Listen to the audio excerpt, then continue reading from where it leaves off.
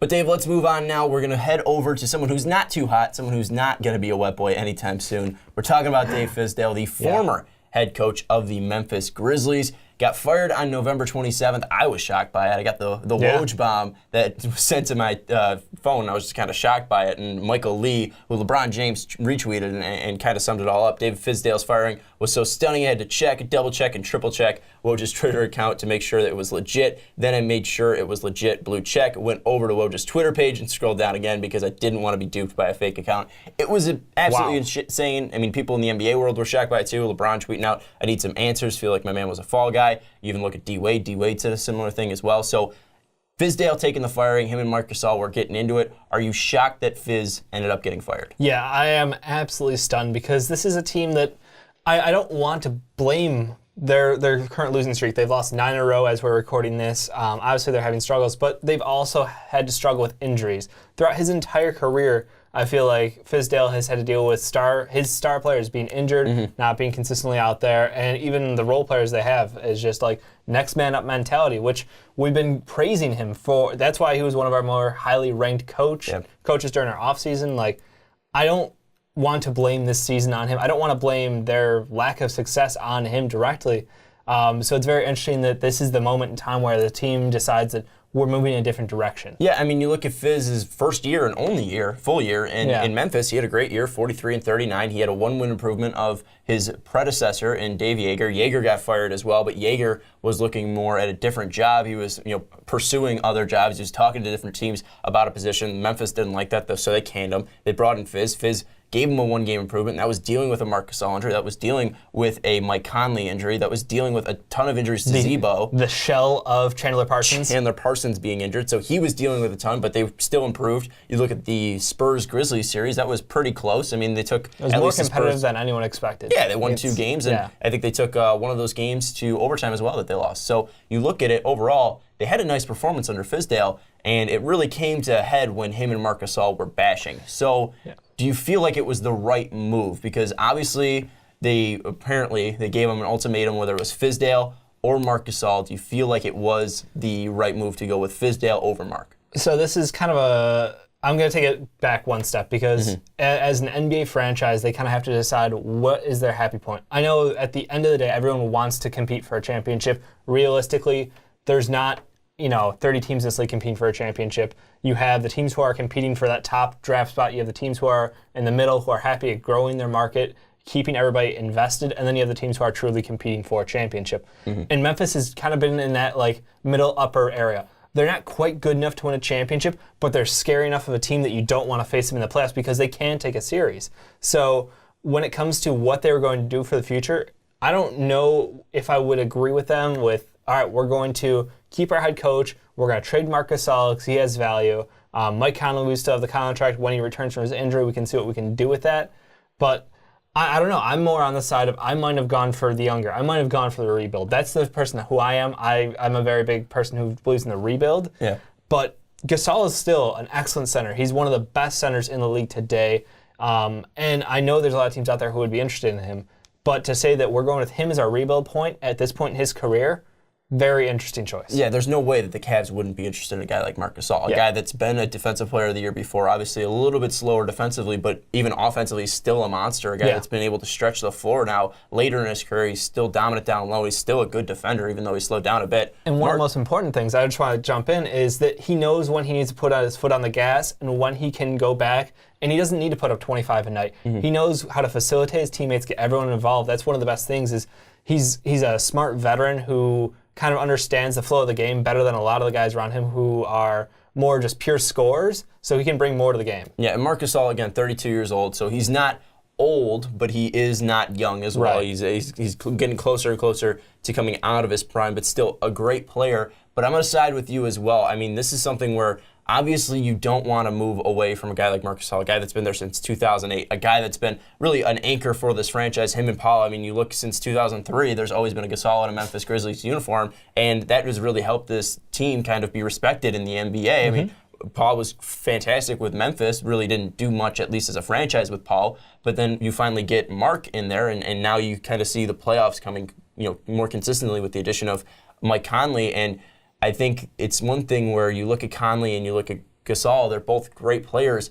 Again, we got to go back to the injuries. Mike Conley currently out. That's a huge reason why you have a 9-game losing streak. There's not enough on this team to help Marc Gasol and help the other players, come up and actually win games. It's not like Fizdale was losing these games, and Fizdale was trying to get anything going. He clashes heads with Gasol, and then Gasol, with the power that he has, at least in Memphis, was able to get him fired. And now you have J.B. Bickerstaff there in Memphis being the interim, and I just feel like it was the wrong move because you look at Memphis, like you said, they're a good team, but they're not going to win a championship anytime soon. And I'd be shocked if they went to the Western Conference Finals anytime soon, and that's with a healthy team. Yeah. So overall, I feel like it's the wrong move because you look at Fizdale, his experience in Miami, his experience in Atlanta before this, and his first successful year going 43-38, that's something that you can't get rid of and can't push aside. I mean, Fizdale is a young coach here, and he has energy, and he is really a smart basketball mind. That's something you can't take for granted now in the NBA. You want players to be able, or you want players to wanting to play for your coach. And before this season, before the clash with Marc Gasol,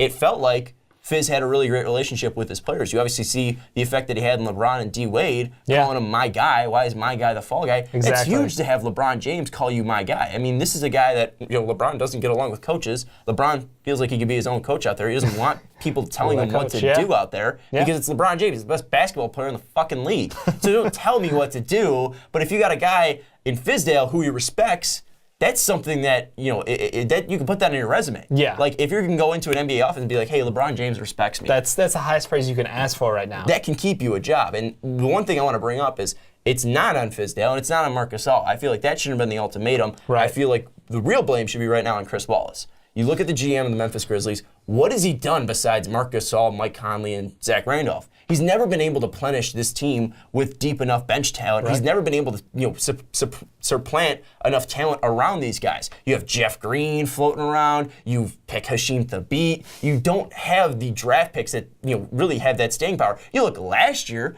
they go out and get Wade Baldwin. Baldwin's off the team after a year. I mean, what is the scouting talent like in Memphis? Why aren't you able to really develop these players outside of Conley and Gasol? Yeah. Where is the problem really lying in Memphis? And it's a guy in Chris Wallace who's been there since 2008 and hasn't really been able to develop talent. Right. No, I think you're absolutely right. You nailed it on the head. It's how do you build a team up right, and what have they done to help themselves since? And the answer is not much. This year they've been lucky that Tyreke Evans kind of turned back the clock. And because of all these injuries, he's become a primary ball handler again. He's in his comfort zone. He's really exceeding all the expectations that were there for him. So they're lucky that they're at least getting that much out of him. But you're right. Last year it was a lot of these role players stepping up, and we were even joking around about towards the 3/4 way through the season, it was like, are they just rolling out like a D-League roster and going to roll into the playoffs with this? And then it happened. So this year, when 9-game losing streak, they're still trying to find their voice, try to find how they're going to compete in these games.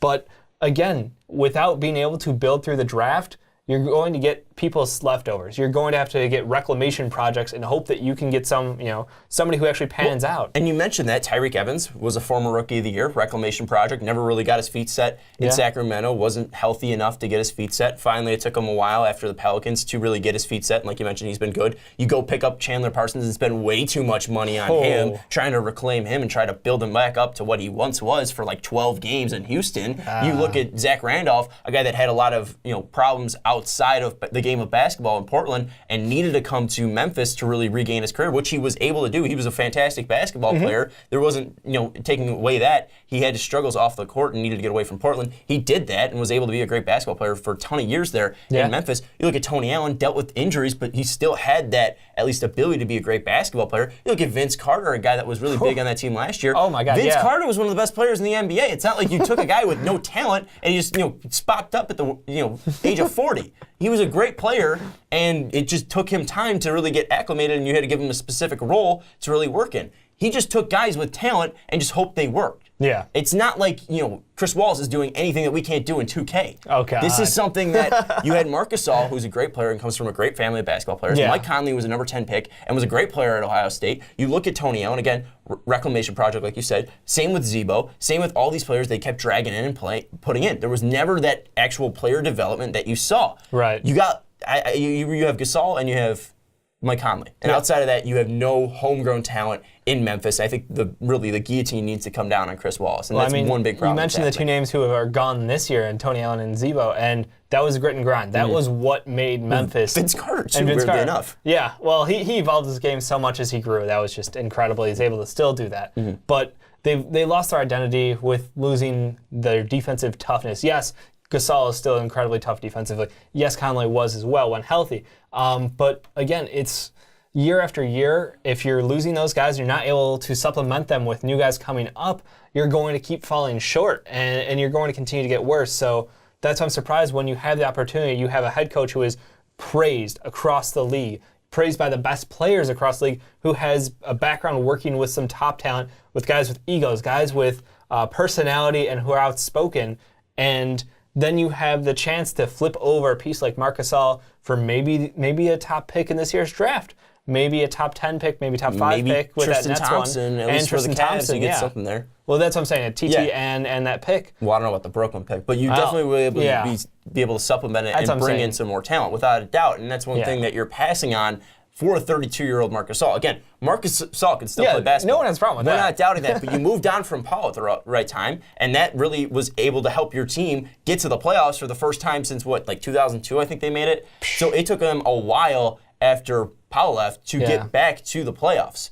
And that's one thing that they need to do, is kind of move on from this old regime and bring it in. I thought Fizdale was the guy to do that. And I think they're making a huge mistake here. I think they're getting set in their ways, and now you look at this team possibly being sold or at least changing ownership. They're definitely going to need a change. I think one big change that needs to come is definitely in that front office, and that's one thing that really hasn't changed. But at least going back to Fizdale, he obviously has pull in this league. Been with the Heat, 2008 to whenever he was hired to 2016. 2008 to 2016 was assistant with Pat Riley, Spoelstra, was on the big three teams, Chris Bosh, Dwayne Wade, LeBron James, was with the Atlanta Hawks as well, 2004 to 2008. He's been in this league for a while. Are there any teams out there that you think that are, the right fit possibly for Fizdale and should be approaching Fizdale and trying to bring him onto their side at least? Homer aside, the Bulls, I mean, we talked about shitty coaching. Like, we have Hoiberg, for fuck's sake.